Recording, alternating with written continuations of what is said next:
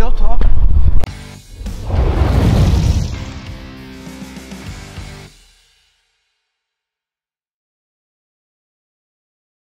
Chief Hicks here with training. This is week 18 of 2202. We're down here at the Georgia Fire Academy doing structural fire control.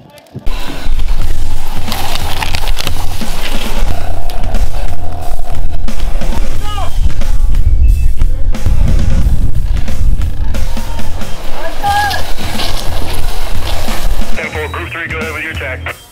Group 3 is making entry. Run! Let's go! Let's go! Right there! Get low, get low. Fire room! There you go. Get where you can move. Get in the doorway. All right, hit it high. Knock it out. There you go. Hit it again. Give me a circle. Circle, circle. All right, let's go. Move it up! So during structural fire control, we break them up into different groups, and then we have instructors as team leads. This evolution, you'll see that we're doing below grade. So the instructor will take a team of 4, and they'll advance the hose line down a staircase into the fire room. They'll extinguish the fire, and they'll exit the structure. We got fire on the second floor. Fire on the second floor. Let's go! Let's go! My turn, I'm the step!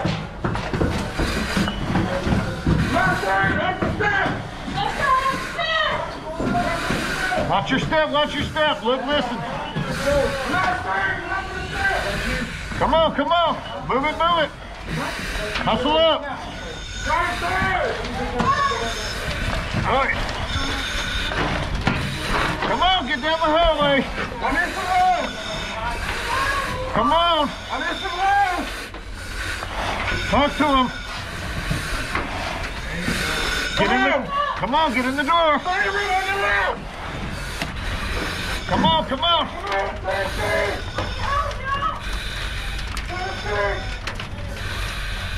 Get in that door. The majority of the time on this drill here is hose management. They're having to go in, stretch the entire length of the building with hose, bring all that in, and they 4-man crew, so they will be spread out. They're spread out sometimes 20, 30, 40, 50 feet, and communicating just through voice, back and forth to pull hose, advance it to the fire, and listening, looking, and trying to figure out where it's at. They don't always know. They know the layout of the building, but they don't know where we have the fire built. So they'll go in, down the hallway, and what they're doing is they're finding the stairwell, making their way down the stairwell, transition around all the corners. So every corner is a pinch point. That's where your hose gets hung up, and then your nozzle man has trouble advancing, so they have to communicate back and forth.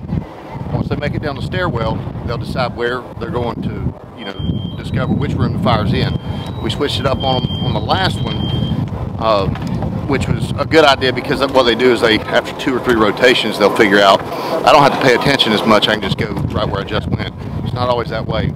We move the fire room sometime around, or move the access to it around. So once they make it down into the fire room, the object is to controlling the door, the flow path of the fire, knowing which one the fire room is, and then hitting it with the proper hose pattern. And what we do is we have safeties and instructors all over the building that watch every bit of their movement. And then once they get in there, knock the fire room out, then we'll be right there with them as a lead instructor, and then we'll back them out. They communicate, they give the command to back out. So their people start pulling the hose and retreating from the building the same way that they went in. It's just in reverse order. So once we do that and we get back up to the second floor, everybody backs out, we pull all the hose out of the building, and then we rotate. Each person gets to spend a rotation in each position on the line. So that's basically the drill here. And then we take each group through it. Once they get done with that and your group's done, then we'll come over to the rehab area and they'll go over here and rest, and we'll talk about the stuff that they had trouble on. It's not operating the nozzle. The nozzle is the easiest part, right? So think about things when you're doing your rotation and you have a certain amount of energy. All right. The first person on the nozzle is generally the easiest position, and then those second crews, the second, third, and fourth person coming in, you're already running and hustling.